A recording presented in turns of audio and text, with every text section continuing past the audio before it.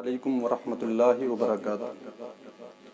الحمدللہ وکفا وسلام علی عبادہ الذین اصطفیٰ، اما بعد۔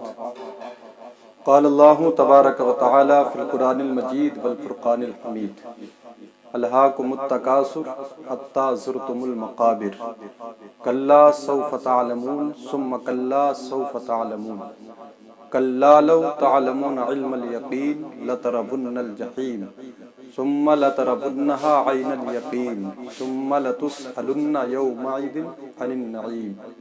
صدق اللہ العظیم وبلغنا رسولہ النبی الامین الکریم، ونحن علی ذلک لمن الشاہدین والشاکرین والحمد للہ رب العالمین۔ والصلاة والسلام علیک یا رسول اللہ، والصلاة والسلام علیک یا نبی اللہ۔ خطبہ مسنونہ کے بعد میں نے قرآن مجید فرقان حمید کے 30ویں پارے سے سورۃ التکاثر کی تلاوت کا شرف حاصل کیا۔ رب قدیر کی بارگاہ میں دعا ہے میری زبان پر کلمۃ الحق جاری فرمائے اور ہم تمام کو اس پر عمل کی توفیق عنایت فرمائے۔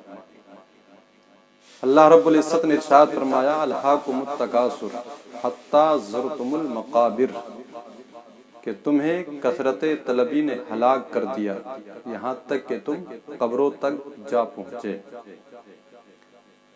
مکۃ المکرمہ کے اندر دو قبیلے تھے، قبیلہ بنو سہم اور قبیلہ بنو عبد مناف۔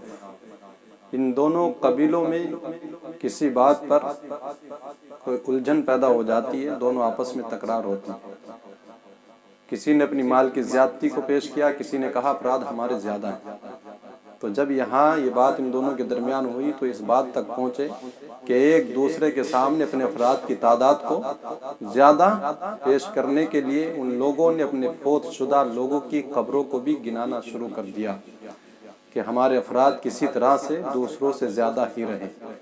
تو تب رب نے سورۃ التکاثر کو نازل فرمایا، کہا: الہاکم التکاثر، کثرت طلبی نے تمہیں ہلاک کر دیا، حتی زرتم المقابر، یہاں تک کہ تم قبروں تک جا پہنچے، کیونکہ انہوں نے اپنے فوت شدہ لوگوں کو بھی شمار کیا، ان کی قبروں کو گنایا تھا۔ لیکن اسی کے اندر اللہ رب العزت نے ایک طرح سے انسان کی کج فکری اور اس کے عام رویے کو بھی بیان کیا ہے۔ الہاکم التکاثر، کثرت طلبی نے ہلاک کر دیا، اس لیے کہ عموماً انسان کا عام رویہ یہی ہے کہ کسی طرح سے مال کی کثرت ہو۔ ایک دور وہ تھا کہ جہاں افراد کی کثرت کو فخر سمجھا جاتا تھا، تو اہل عرب 100 شادیاں کیا کرتے تھے۔ لیکن آج وہ دور نہیں، اسلام نے پابندی لگا دی کہ ایک ساتھ میں صرف 4 ہی